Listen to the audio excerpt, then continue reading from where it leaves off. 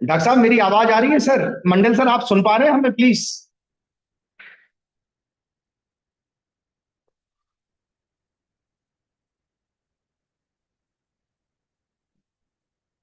मोहंती साहब एक बार आप कॉल करिए, हो सकता है कि रीजॉइन करना पड़े, कोई ग्लिच आ जाती है, तो यदि आप जी एक जी। बार लॉग आउट मैं करके एक बार दोबारा बोलता हूँ। आते हैं ना तो चीजें ठीक हो जाती है। जी जी, बोलता हूँ बोलता हूँ। आप काइंडली इस मैसेज को कन्वे कर दीजिए, है ना?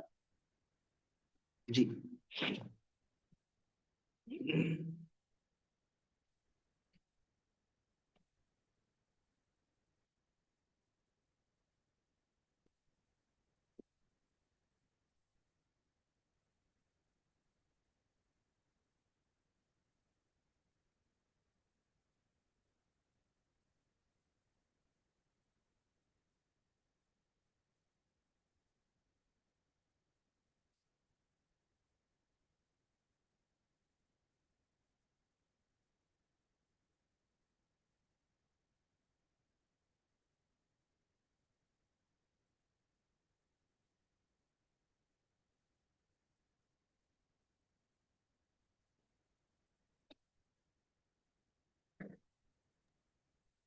वो वहाँ पे एक्चुअली सर के एंड से हम्म। वो ग्लिच हो रहा है, तो वो फिर से रीजॉइन कर रहे हैं। कोई बात नहीं, कोई बात नहीं, रिज्वाइन करने दीजिए आप। एडमिन महोदय आप ध्यान रखिएगा कि जैसे ही सर ज्वाइन करें आप इमीडिएट उनको होस्ट बनाइएगा, ठीक है? जी सर।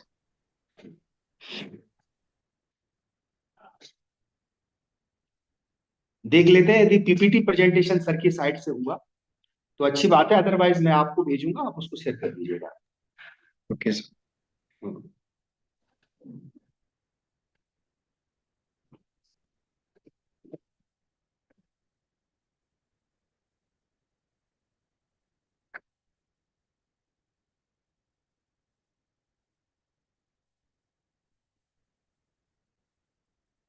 नंदिनी आप रेडी हैं? हाँ जी सर। ठीक है।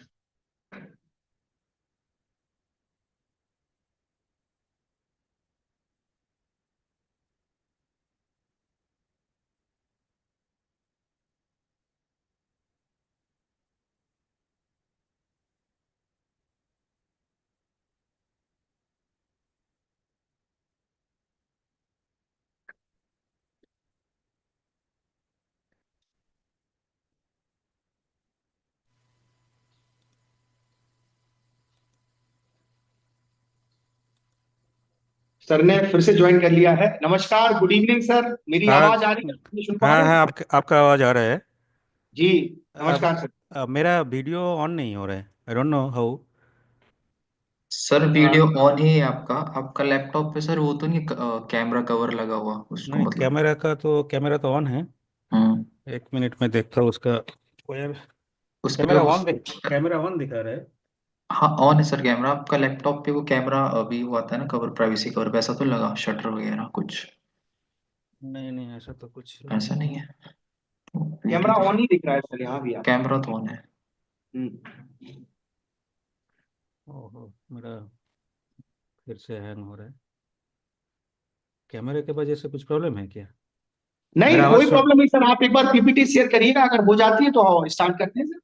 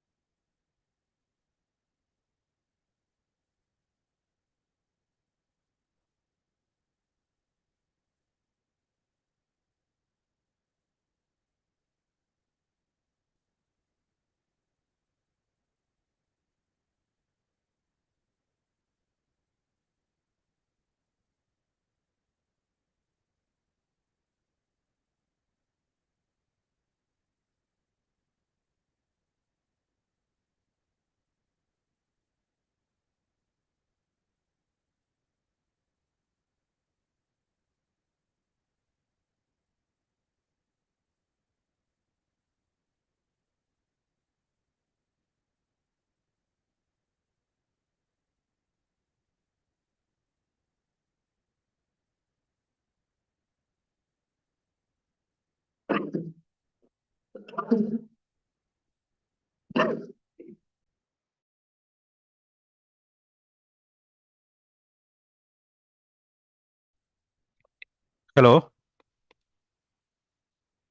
Yes sir. हाँ, हाँ आवाज़ जी आ रहा है सर। ना? जी आवाज आ रहा है सर जी। हाँ, बट इसमें मेरे ख्याल में कैमरा में कुछ प्रॉब्लम है। कोई बात नहीं कैमरा, सर, आप काइंडली पीपीटी को शेयर करिएगा। हाँ हाँ, कैमरा का जब ऑन कर रहा हूँ तब वो हैंग हो रहा है। कोई बात नहीं सर, आप प्लीज पीपीटी शेयर करिएगा। Okay, I am sharing my PPT.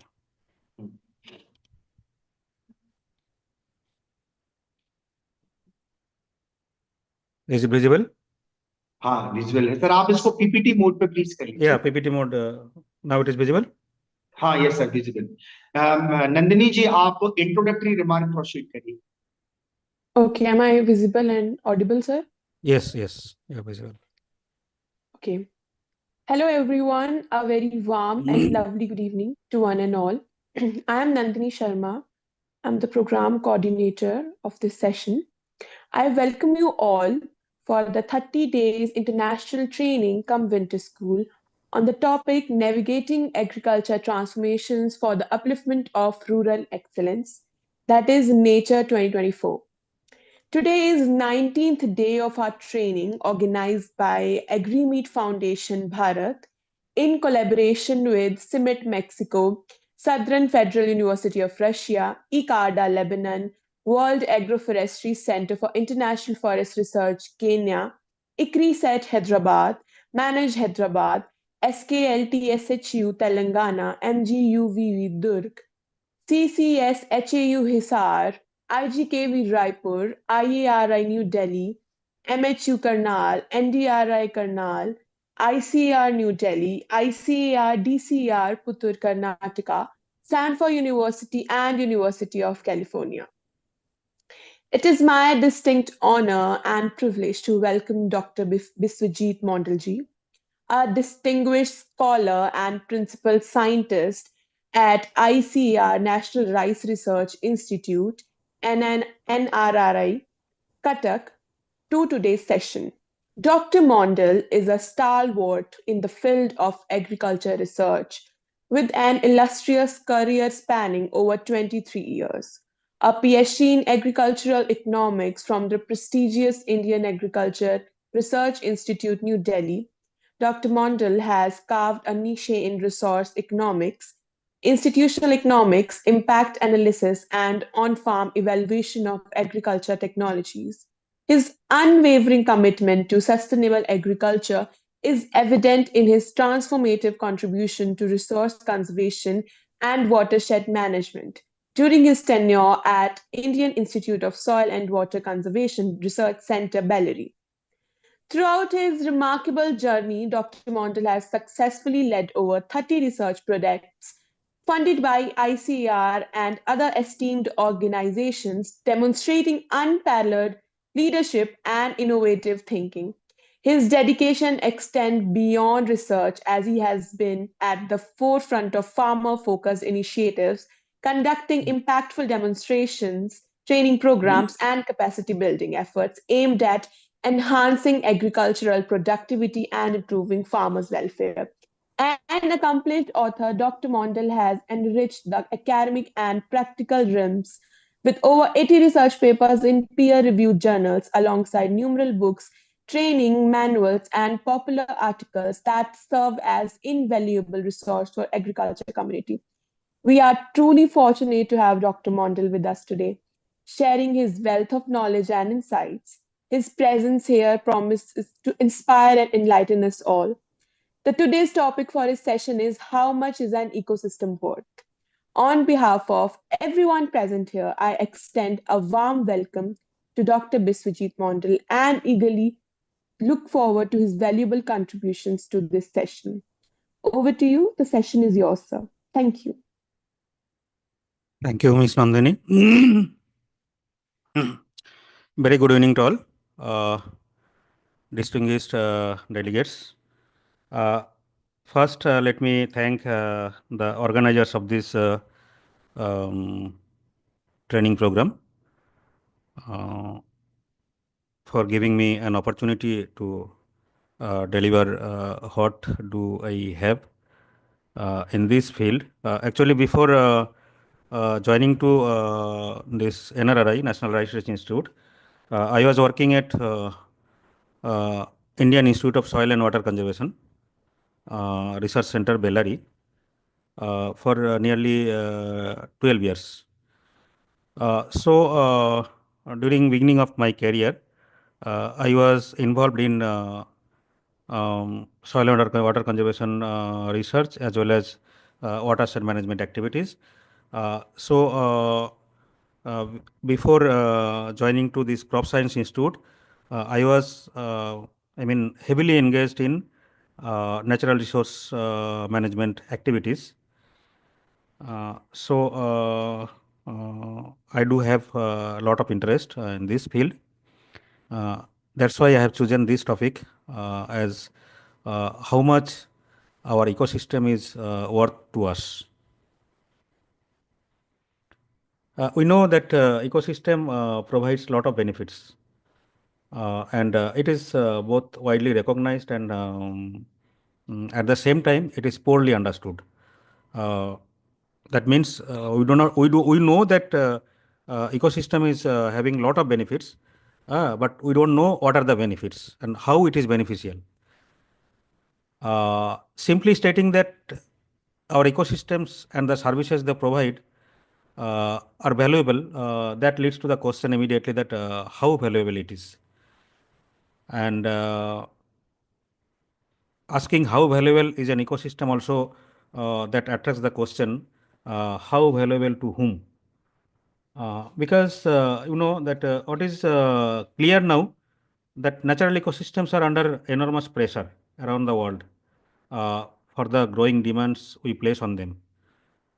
There is growth in populations and our prosperity that translates into increased conversion of our ecosystems to agricultural, industrial, or residential uses of our resources.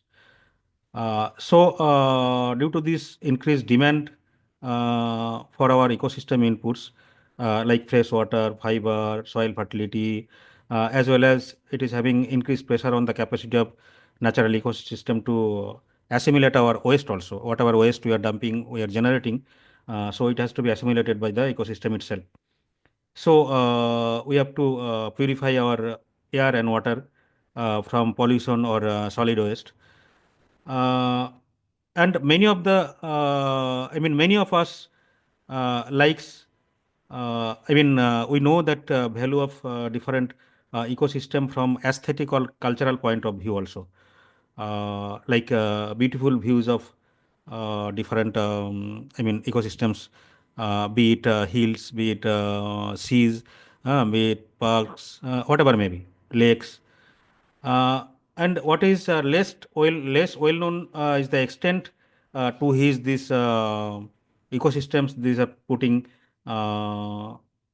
values or pressure or whatever maybe we are putting pressure on these ecosystems due to various processes of our human civilization. I told that natural ecosystems or services are valuable. That leads to the question how much valuable. This is also an important question because other things are valuable as well, not only ecosystem. Maintaining an ecosystem, whether through protected areas or through some other mechanism, that requires expenditure. We have to put a lot of expenditure to protect an ecosystem or maintain it. And there are many competing claims on that these resources, whatever resources we will use for to protect an ecosystem, that we can use in for some other developmental activities. Devoting more effort for conservation, having fewer resources available for other economic activities. So we have to that our education, health, infrastructure, or any other economic kind of activities. So conserving ecosystem and the goods and services they provide may also involve some resources foregone for these competing activities. For example, we can preserve an valuable ecosystem and forest that can easily be converted into agricultural land. So protecting that ecosystem that leads to the foregoing of benefits that we can get from agricultural ecosystem. And lastly, that how valuable to whom, that means there is some distributional issues also. The benefits provided by a given ecosystem that is beneficial to one group, that may be harmful to other groups also. I mean, may be harmful or may not be that much beneficial to other groups also. So that also we have to take care of. So there are issues that already I have described, that we have to measure the total flow of benefits from ecosystem. At the same time, how these benefits are changing over the time, or how these benefits are distributed over the group of people. So I have oriented my lectures in this head, like what are ecosystem services, how we can conserve it, and how we can evaluate these ecosystem services. There are many methods of valuation, many approaches, and we have to see who are the winners and who are the losers for any ecosystem to be conserved. Then I have given some example or reports of ecosystem services estimation, and I have concluded. Uh, we know that world's ecosystems provide a huge variety of goods and services. We all are familiar with valuable commodities that natural ecosystem provides, like maybe food, fodder, then edible plants, animal products, medicinal products, clothing, many of things. This table, it shows the world 10 uh, ecosystem types, like cultivated land, dry land, forest, urban land, inland water. These 10 types of ecosystem types, and what are the services they provide. You see, uh, few few of the ecosystem types, they are providing all kind of, I mean, all services like food, then biodiversity regulation, then you can see air quality and climate, then cultural and amenity services. So these services, we used to get from all the types of ecosystem, and for few other services, few designated kind of ecosystems they are giving, other services they are not giving. This figure shows that, uh, and these results we have got from Millennium Ecosystem Assessment, and they have also categorized these all the ecosystem services into 4 groups, like fewer provisioning services, like food, fresh water, wood and fiber, fuel, what we are using directly for our sustenance. Fewer regulating services, that means they are regulating our,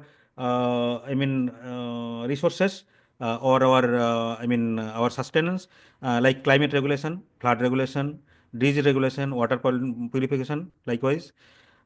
Fewer cultural services that we used to get from some protected ecosystem like fields, lakes, parks, like aesthetic, spiritual, educational, recreational, whatever may be, and fewer supporting to all the resources like nutrient recycling, soil formation, primary production, which are required to generate other kind of services like provisioning services or regulating services, and these all are required for our well-being. I mean, well-being of human beings. Now, there are many approaches to conservation. The standard approach to conservation has been the establishment of protected areas. I mean, by protective mechanism only, we can maintain our ecosystems. There are some approaches also nowadays that many of the ecosystem services we are bringing to market. One example is carbon trading. So market-based instruments are also coming up. That also promotes conservation activities. And whatever may be the approach, there is both cost and benefits associated with it.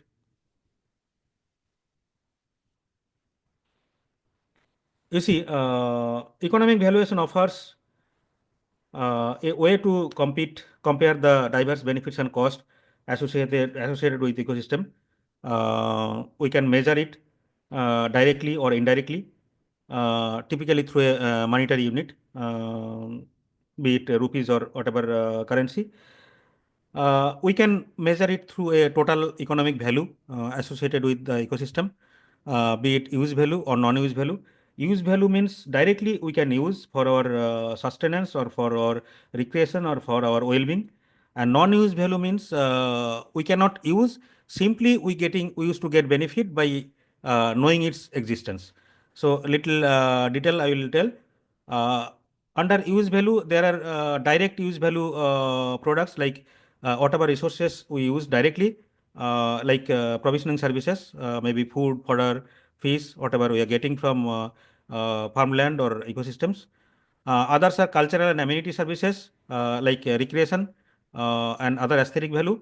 We are using it. Maybe in monetary terms, we cannot value our recreational benefits or aesthetic benefits, but then also we are using it. Others are indirect use value.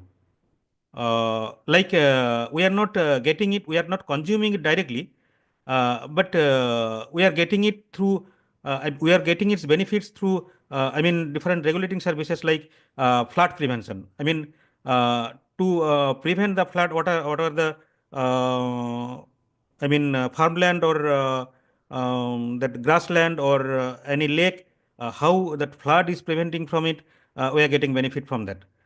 Then water purification. You know that different water bodies and flora and fauna that harbors that water bodies, they are having some intrinsic properties to purify the water.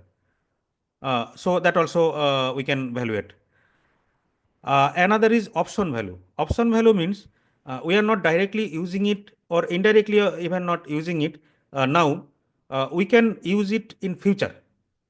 Whatever activities we will do it now, we can use it in future. Suppose some plantation. If you do plantation now, we can use it after 10 years, maybe after 20 years, ourselves or our future generation. So this is option value. We can protect any area or we can do any actions to any farmland or ecosystem so that benefits we can get in future. Some are bequest value. Bequest values means that also in future, but that we will not use. Our future generation will use. Whatever activities we will do it now, our future generation will get its benefits or they will suffer from it. I mean, if we do some disservice to an ecosystem, then definitely our future generation will suffer from it. And if we do some good services to ecosystem, then they will get some benefits from, I mean, they will get some fruits from that ecosystem. And some other values are existence value. Existence values, neither we use it directly nor indirectly, not in future, not our future generation. We will get benefits simply by knowing that these are happening, these are in existence. Suppose I am residing in a forest, and if that forest is harboring some, I mean, endangered species, some plant species or some animals, and simply by knowing it, I will get, I mean, I will be happy that our ecosystem is harboring this, I mean, endangered species. So this is existence value. More specifically, suppose if our ecosystem or one forest where I am residing, that is having some rare medicinal plants. And in some other places, I mean, and that medicinal plant is helpful to cure some rare disease. And in some other places, some other person, he is suffering from that rare disease, and if by any means I get that news that that person is needed these medicinal plants, and by simply supplying it and getting its news that by using that medicinal plants, that person get cured, I will get happy, I will be happy. That this is existence value. There are two methods to evaluate whatever this in direct use value or indirect use value, option value, bequest value, whatever may be the value. To evaluate, there are two methods. One is a reveal preference method and another is stated preference method. Reveal preference method means what we are revealing through our activities. Like there are two methods like travel cost method. Another is hedonic pricing approach. Travel cost method means, suppose there is one park. So to visit that park, how much we are spending through travel expenses or through that entry ticket. So simply that expenditure we can count it as benefits emanated from that park. So this is called travel cost method to estimate the value of a protected park or any lake or whatever may be that area, or maybe one zoo, or maybe your reserve forest likewise. So travel cost method is used to estimate the value of any protected areas through, using the expenditure we incurred to visit that place. Another is hedonic pricing method. This we can do based on the assumption that that environmental factors are attributes of goods and services that can be traded in market. Like when that promoters, they used to build flats that lake facing, or if any water body is there, so flats facing that water body, or maybe some scenic beauty, or maybe some hills, or maybe some river. So flat facing this economic that environmental kind of resources, they will be valued more compared to other flats. So hedonic pricing approach is the method to estimate the value of that environmental goods or attributes. How much is increment in value of that particular kind of resources, maybe a flat or maybe any other kind of things that is due to that environmental goods and services. Another is production function approach. Production function approach is like establishing a relationship with input and output. So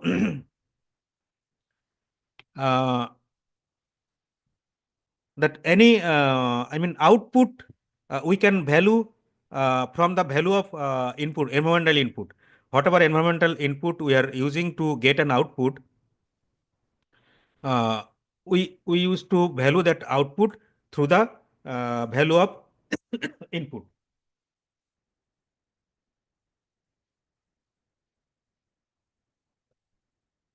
Another is defensive expenditure method or averting behavior approach. This is simply valuation technique that used to measure the economic value of environmental damage. Like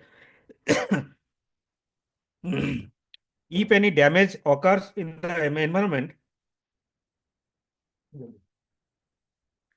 so how much expenditure we can avoid by protecting that environment.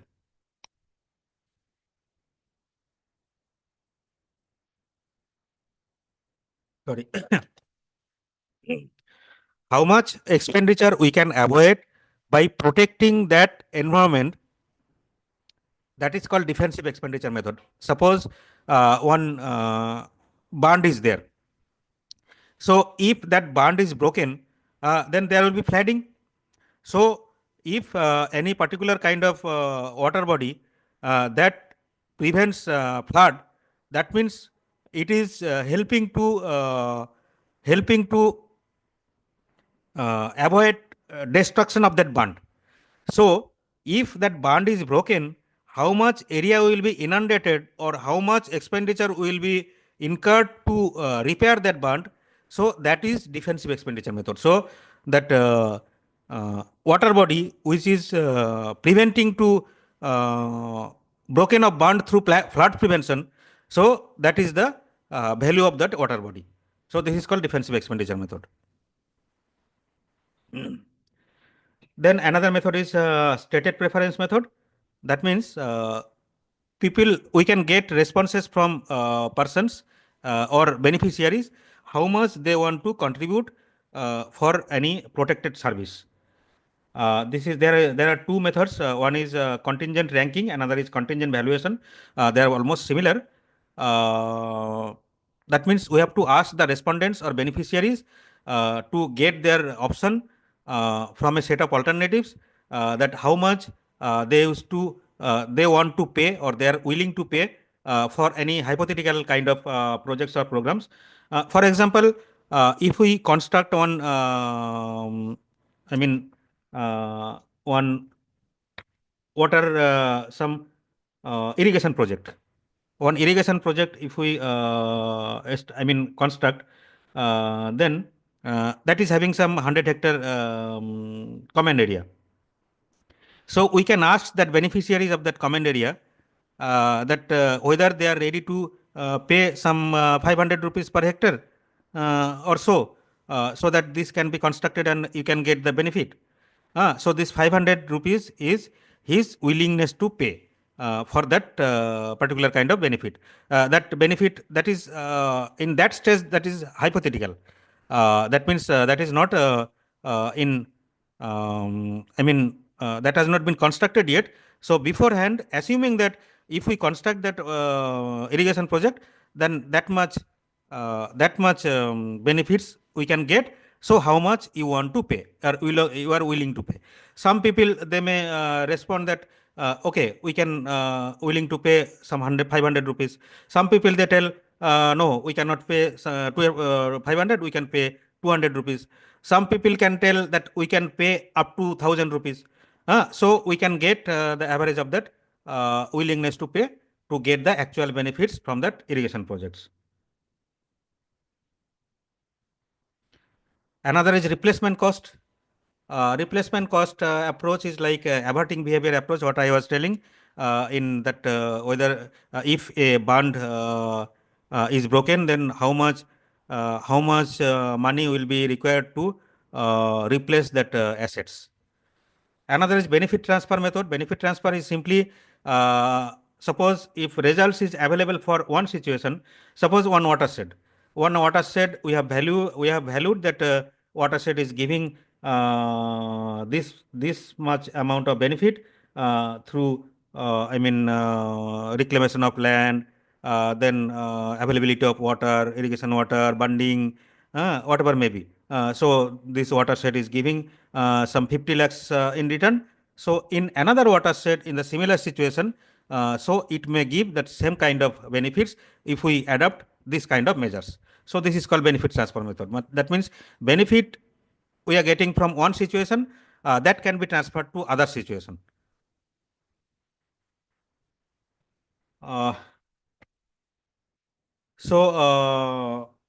It is not our aim to value only the total flow of benefits from any ecosystem or services.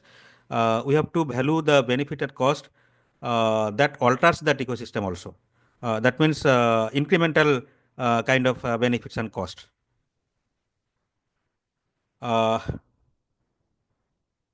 From this figure, we can see that there are many things in some, suppose in a forest kind of ecosystem, we can get forest products from that forest. So we can extract forest products. It can give some recreation benefits.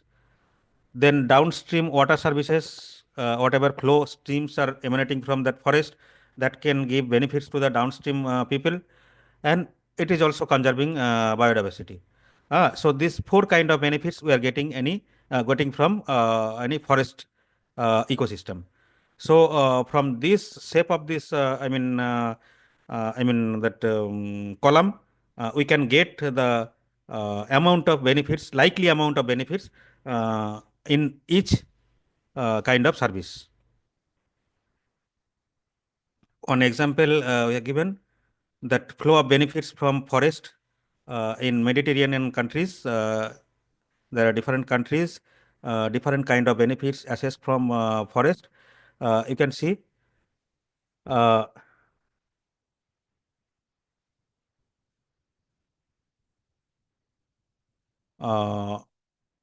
in Portugal, you see, in Portugal, per hectare benefits is highest compared to other countries. And you see, what are the benefits they are getting, how much is the benefit. In some countries, you see, passive use values are more. In some countries, recreation and hunting values are more.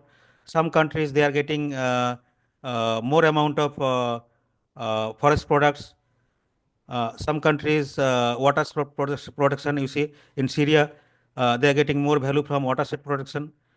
So World Bank, they have estimated the kind of benefits from, different kinds of benefits from different countries. I will give some more example, some assessment report. There you can see the extent of benefits. There are some cost also. There are some cost also associated. And if we simply assess the benefits in one situation, we cannot get the proper picture. We have to see it, what happens if we do not conserve the ecosystem, and the situation also without conservation. So you see, the ecosystem benefits what we are getting these days, in present times, and if we do not conserve the ecosystem, how much benefits is, it is shrinking. And what are the benefits if we conserve the ecosystem? Now, if we conserve the ecosystem, there will be some cost of conservation also. So this is minus. This will be deducted from the benefits. So you see, if we do not conserve this ecosystem, and what is today, so this difference is impact of degradation. From degradation, how much shrinking in benefits that might happen. And if we conserve the ecosystem, then that conservation and without conservation, that difference is net increase due to conservation. So benefits due to conservation also we can assess likewise. Now the ultimate aim is to analyze the cost and benefits. To see the cost benefit structure. Here without conservation, with conservation, we have, they have estimated, and net increase in ecosystem benefits they have assessed, and here they have added one more dimension. What is that? That cost of conservation is one type of cost, and if we protect that area, from extraction of products, suppose if we extract forest products, like if we log it, then we are getting some returns from that extraction. And if we do not log it, if we conserve it properly, so that will also be one type of cost. So that has to be compared with the benefits. So this total is cost and this total is benefits. So ultimately this is the cost benefit analysis. So these are cost and these are benefits. So benefits from landscape, benefits from hunting, benefits from some erosion protection, likewise. Now the issue comes to the mind that due to this conservation or protecting any kind of ecosystem, there will be some people who will be benefit most. There will be some people who will get some lesser benefits, and there will be some people who will bear the cost. So there is uneven distribution. So this is important to analyze this uneven distribution, because you know that due to conservation, some vulnerable people, they should not be get deprived, or they should not bear the losses from that conservation activities. So that has to be weighed too. You see, one example they have given. This is the total benefits: extraction of forest products, recreation, downstream water services, biodiversity conservation. You see, this shaded portion, these are benefits to local communities. Local communities are getting this much benefits from this ecosystem. and rest of the country, I mean, those who are not residing in that ecosystem, they are getting this much quantity of benefits. And this is the benefits to global community. You see, extraction of forest products. So local people, mostly they are getting the benefits. Rest of the country, they are getting very less. And global community, they are getting still less, very negligible amount. Recreation, you see, local community, they are getting less, because local people, they are not getting that much recreation because they are staying in that ecosystem itself. So they are not getting recreation from that ecosystem. So outside people, they are getting more benefits, and other people from outside of that country, they are getting still more benefits. Downstream water services, so that rest people, they are getting more benefits. And biodiversity conservation, global community, they are getting the most of the benefits, because biodiversity conservation benefits is free flowing, it is going to whole world. So if we sum it up, then this much is benefit to the local community, this much is to the rest of the country, and this much is to the global community.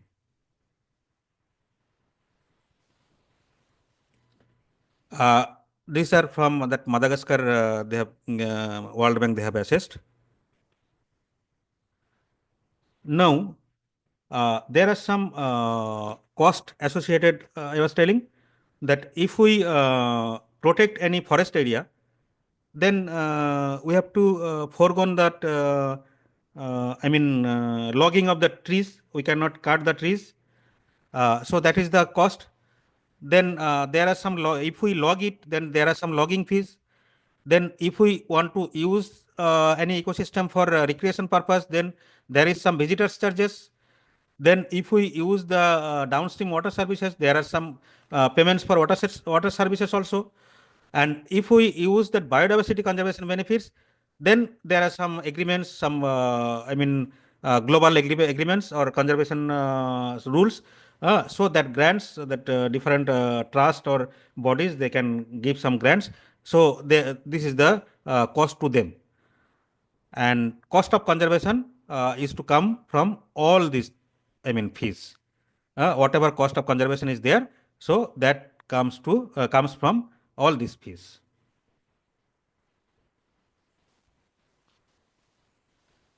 I will give a few assessment reports. How much is our benefit we used to get from different types of ecosystem? There are different studies. You see, from climate regulation kind of services, what I was showing in that figure of the 4 kind of services from an ecosystem, like provisioning services, regulating services, supporting services, or cultural services. So climate regulation is one kind of regulating services. So how much we used to get from regulating services? This Macpherson et al., they have estimated during 1997 itself, and they have told that through regulation, in terms of increase in tree cover by 10% can reduce heating and cooling cost by $50 to $90 per dwelling, means per household per year. Likewise, Alexander et al., he said that abatement of increase to a mean summer high temperature of 100 degrees is due to that 10% increase in tree cover. Thompson et al., they have said that Earth's biotas are prime pumps in the major geochemical cycle, because we know that different ecosystem that can sink the carbon dioxide at faster rate than the less diverse ecosystem. Simply farmland or the ecosystem where diversity is less.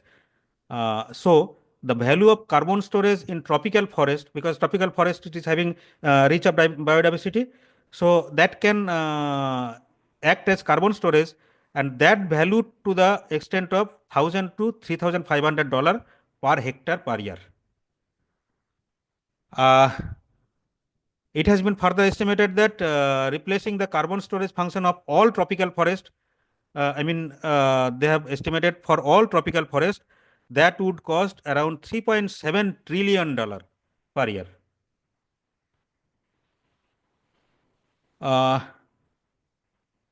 studies of cities around the Baltic Sea, they have suggested that on an average around 1,000 square kilometer of forest that can of forest, arable land, wetlands, and inland and marine waters that are required to provide natural resources and assimilate carbon for per square kilometer of the city. So to keep it clean per square kilometer, we need around 1,000 square kilometer of forest land. Now come to hydrological function. Because plants or forests that can act as that can fix the hydrological cycle by controlling water runoff. When reservoir gets silted, then we know that water services that get affected. Siltation of reservoirs that cost nearly $6 billion in a year. That is lost due to hydropower and irrigation water. And at Korup Park, in one of the park that have net present value of $85 per hectare due to these hydrological services like flood prevention, protection of fisheries likewise. Now, there are many wetlands that may be large wetlands, small wetlands, swampy land, whatever may be wetlands that used to supply fresh water for household needs, sewage treatment, cleaning of industrial waste, habitats for commercial fisheries, recreation sites, storm protection. So, Costanza et al., they have estimated that Louisiana wetlands they are worth of 6,000 to 16,000 per hectare.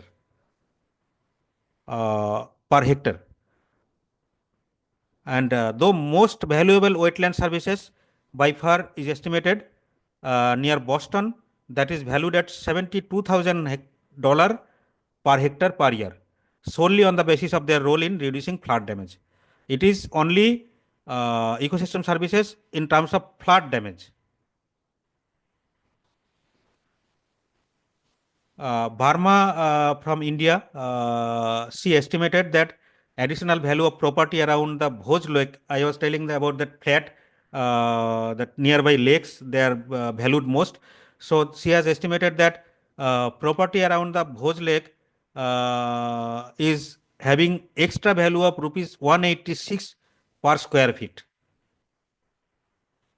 Then Lupi et al., she estimated that around 41,000 US dollar more than the non-lakeside properties.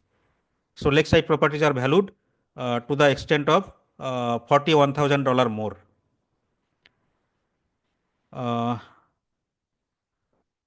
Value from soil retention, you see that recreation and damage caused due to erosion causing the loss of surface water on the Mississippi River that range from around $79,000 to $668,000 per annum. Likewise, conservation reserve program provides around $227 million per year due to soil productivity benefits. There are soil formation due to earthworm activity or maybe some other kind of geochemical cycle. So soil formation is an important ecosystem services. And this Pimentel et al., they have estimated that total value of biotic activity contributing to soil formation on agricultural land is around $5 billion per year. We know that pollination services that we used to get from insects. So they used to transfer pollen grains from anthers to stigma. And this pollination service is one kind of activity. There is no technological substitute. I mean, no machine or no instrument that can do these services artificially. So extensive use of insecticide in agriculture and habitat, they are doing harm to this kind of services. And this Pimentel et al. Pimentel have estimated that wild bees and honeybees pollinate around 30 billion worth of dollar worth of crops per year.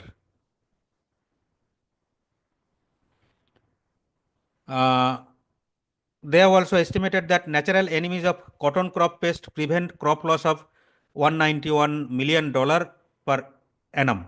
That means there are some natural pest which is harmful to crop pest, cotton crop pest. So that is giving this much value of services. At global level, annual cost to replace natural pest control is around $54 billion. Whatever you used to get from natural pest control, beneficial insect pest, which is doing damage to the harmful pest. There are a lot of values to genetic resources also. The value of genetically improved agricultural seed is around $1 billion per year. And in case of animal, genetically improved animal stock is around $500 million per year. And in Costa Rica, they have estimated that this Nuens and Vandenberg, they have estimated that around $1 million worth of royalty agreement for 2,000 samples of genetic materials. There are some medicinal values also of different flora and fauna in an ecosystem. You see, the market value of plant-based drugs was about $43 billion in 1985 itself. That has been estimated by this Organization for Economic Cooperation and Development. And when social benefits of wages not lost and healthcare cost avoided are included, the value increases to $200 billion to $1.8 trillion. So this $43 billion is due to this value of that resources, and by using that resources, how much labor and human resources used to get saved and healthcare costs saved is around $200 billion to $1.8 trillion. Likewise, there are many aesthetics and cultural values also, because they used to give some benefits to human health as well as provide recreation, aesthetics, and education. So this Takatsuka, they have estimated the aesthetic value of improved landscape in New Zealand farm at around $21 per hectare. From ecotourism, you see, during 1970s, these Western and Henry, they have estimated that one lion in Kenya's Amboseli Park have earned around $27,000 per year from tourists. And an elephant herd, they have earned around 6.1 lakh US$ per year. And during 1994, that Hoyt estimated that whale watching in 65 countries, they have attracted around 5.4 million viewers and generated around $504 million. And coral reef are estimated to be worth of 1.6 billion a year from tourism revenue in Florida. From watersheds, you see, in developing economies or developed economies, also different kinds of benefits used to get. Ranges are there in different kind of ecosystem services. From forest, how much ecosystem we used to get? One example I will give. This Barma, Madhu Barma from that IIFM Bhopal, she has estimated that from Himachal forest, total economic value is calculated around 2.899 lakh per hectare. From the activities of ecotourism, recreation, watershed benefits, microclimate factors, carbon sink, biodiversity, and employment generation. Now see, the direct benefit, what was estimated from that forest was rupees 21,000 per hectare from logging or from other kind of benefits, and this from non-marketed kind of benefit is around 2.89 lakh per hectare. So 21,000 per hectare is direct benefit, and indirect benefit is around 2.89 lakh per hectare. So if that gross state domestic product of Himachal Pradesh, that can be corrected, so in that time it was 5.26% was from forest, and if this value is included, then that was around 92% of that gross state domestic product. I mean, that gross state domestic product of that Himachal Pradesh was solely from forest. You can infer like this. There are some case studies also from different places in India also, like Hatkar et al. They have estimated that Borivali National Park, Mumbai, that used to provide annual value of around 2.33 lakh per hectare. That has been estimated through contingent valuation method. From ecotourism, this Kalakadu Tiger Reserve, that used to generate around rupees 2.95 million rupees. Then from water supply, this is around 5,000 rupees per hectare from Almora forest. Then soil conservation benefits, that is around 21,000 rupees per hectare. From Doon Valley, it has been estimated. From Jamuna Basin, it is rupees 600 per hectare. This is use value mostly. And from carbon storage, from all Indian forest, this Haripriya, she has estimated that from all Indian forest, carbon store value is around 1,292 billion rupees.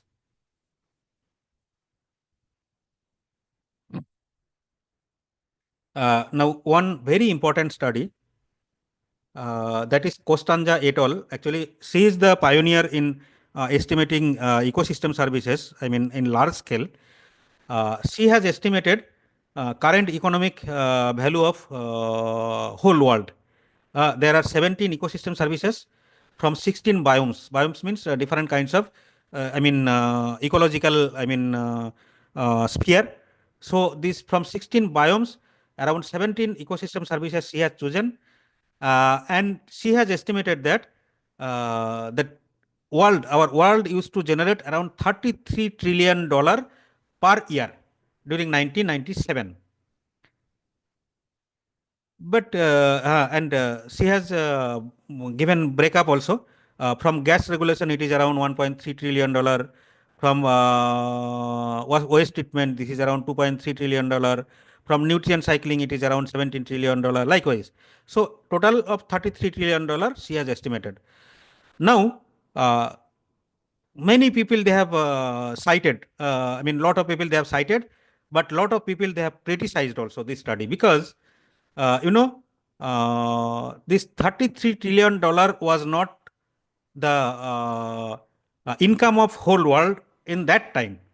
So if we want, because this has been estimated based on some indirect estimates, some direct value, indirect value, what people want to pay, what people want to accept, likewise. So if world generates $33 trillion from these services, but direct market income of that period was much lower than that.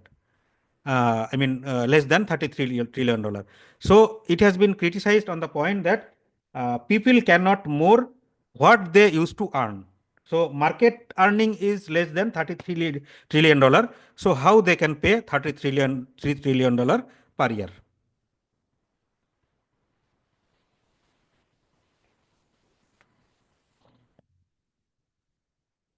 Sandhu and co-workers, they have estimated the ecosystem services of farmland. So farmland also used to get different kind of ecosystem services to different extent, maybe it a organic field or maybe a conventional field. So total economic value of they have estimated is around 4,600 US dollar per hectare from organic field, and around $3,680 from conventional field.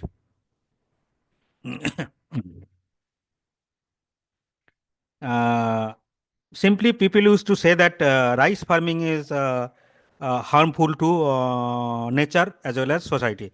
because rice used to consume lot of water. Around 5,000 liter of water is required to produce 1 kg of rice. And moreover, rice used to emanates methane, which is very harmful to nature. But we have estimated that even rice fields also generates around $1,238 to $1,688 per hectare from different kind of ecosystem services. Maybe it provisioning services, maybe it regulating services, maybe it cultural services or aesthetic services. From one watershed, we have estimated that around, indirect value only, around 24 lakhs, 25 lakhs rupees used to get from one watershed per year. So we can conclude that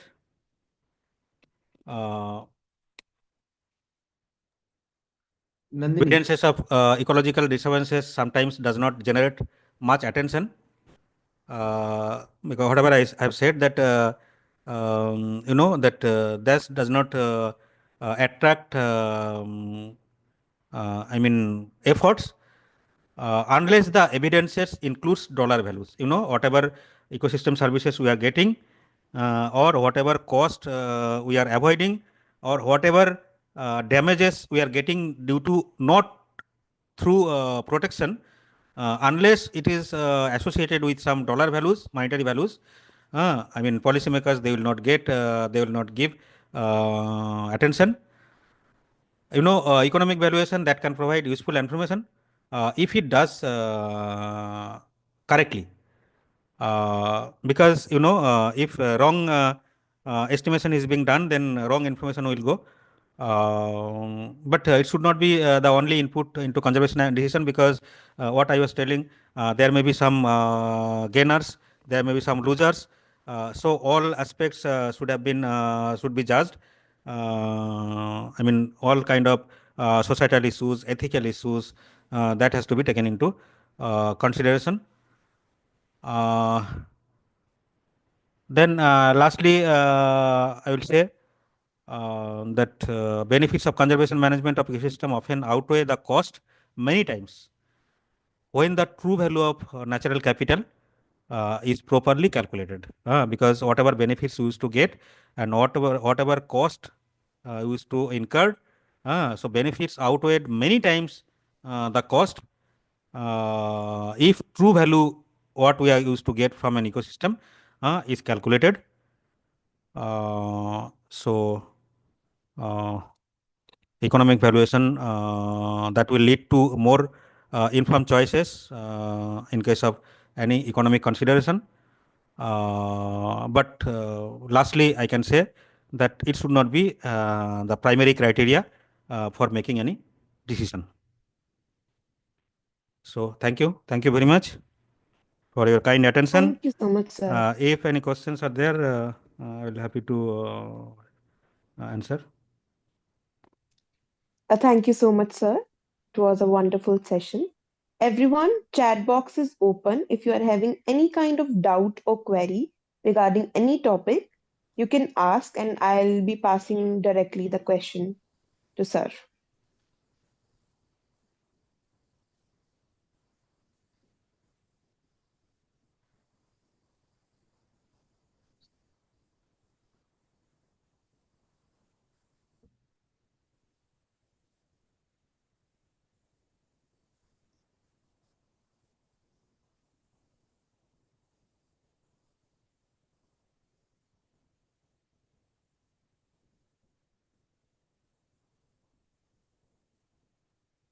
Everyone is appreciating that it was wonderful session and wonderful presentation.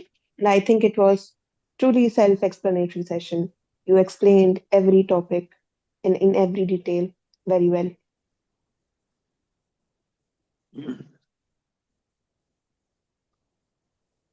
किसी participants का यदि कोई doubt है इस particular topic पे जो sir ने दिया है, how much is an ecosystem worth, Lavanya ji का एक आया है, देखिए आप उसको पढ़िए।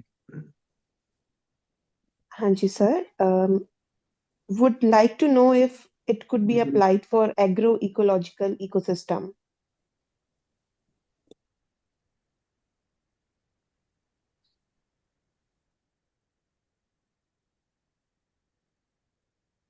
Of course, it can be done. Agroecological ecosystem means I don't know what you mean. Maybe it may be different kind of ecology for crops. Maybe different kind of.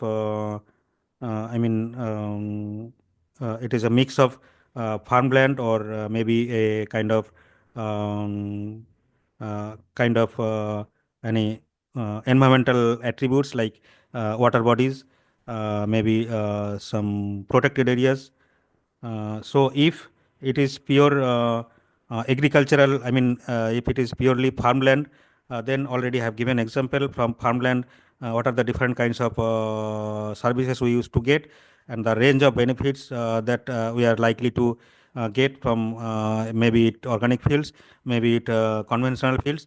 And you see, from organic fields, you used to get more amount of ecosystem services because it is naturally, I mean, some harmful kind of attributes used to be maintained in case of organic fields. And if it is kind of uh, see if it is kind of maybe some ecology of some particular kind of crops, say for example for rice. For rice, it is different kind of ecologies are there. Maybe it is upland, maybe it is lowland, maybe it is shallow lowland, maybe it is lowland, maybe it is flooded ecology. So from different kind of ecology, different kinds of ecosystems we used to get.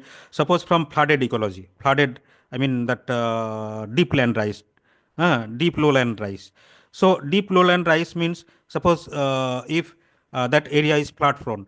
So deep lowland that can harbor more amount of water. So that will flood protection kind of activities that will give most.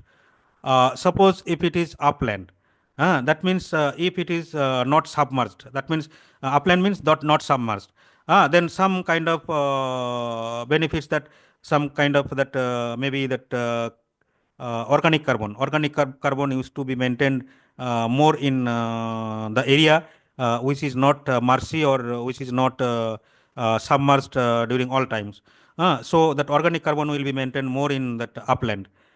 So for different kind of ecology, different kind of ecosystem we can get. And what I told that if it is mix of farmland and suppose a kind of water body.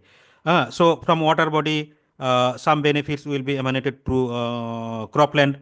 From cropland, some benefits will come to water body.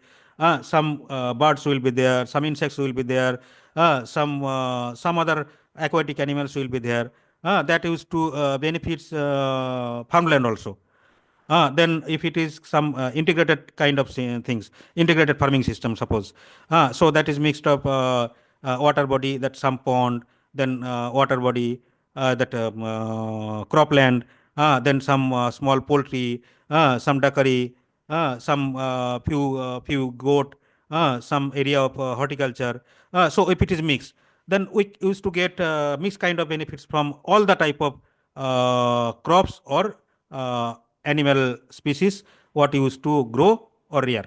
So from different kind of ecology used to get different kind of ecosystem benefits.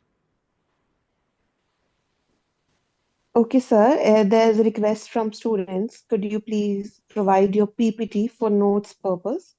Sure. I can Okay. send it, no problem. Okay, sir. Yes, anyone is having any kind of doubt, you can ask. Sir will be sharing the presentation and we'll be sharing it to you. The next question we have got, how organic mulches can affect carbon sequestration and money.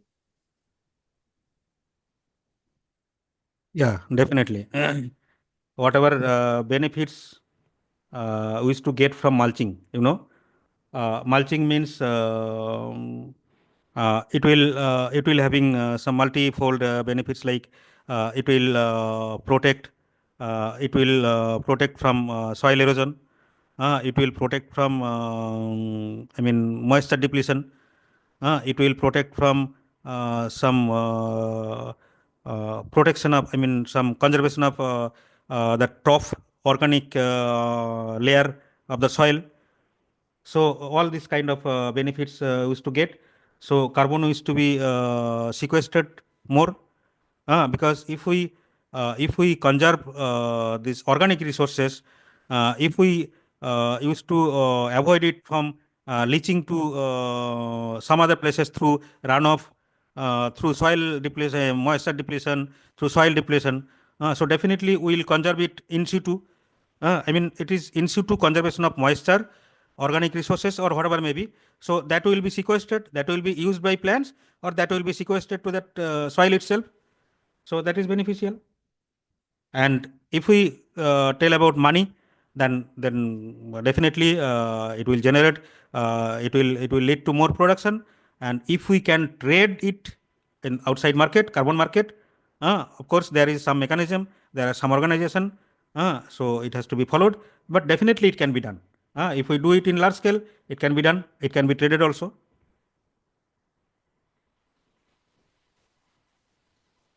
Any more questions?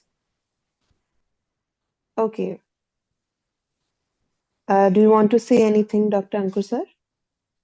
बहुत बहुत धन्यवाद sir. इतने self explanatory presentation के साथ साथ जो हमारे participants का डाउट था, एक एक करके आपने उसको क्लियर किया। कुछ लोगों का रिक्वेस्ट है कि उनको नोट्स बनाना है इस पर्टिकुलर पीपीटी को लेकर, तो आप काइंडली डॉक्टर सत्यव्रत मोहंती जी को इसको सेंड कर दीजिएगा, वो मुझे Sure, सेंड कर sure, देंगे। तो मैं रजिस्टर्ड पार्टिसिपेंट्स के ग्रुप में इसको सर्कुलेट कर दूंगा।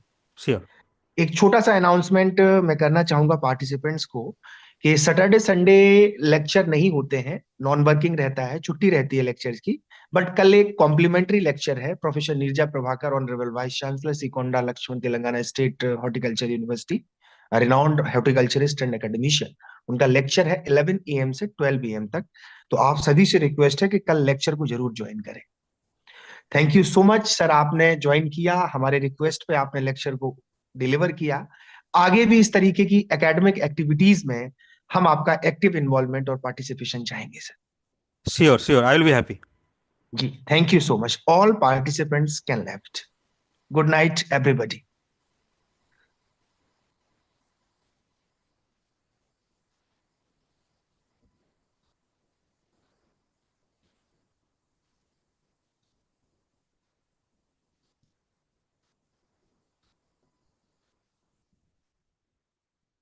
So may I leave? Yes, sir. Okay. Bye bye. Good night. Okay, good night, sir. Thank you. Thank you, everyone. Thank you.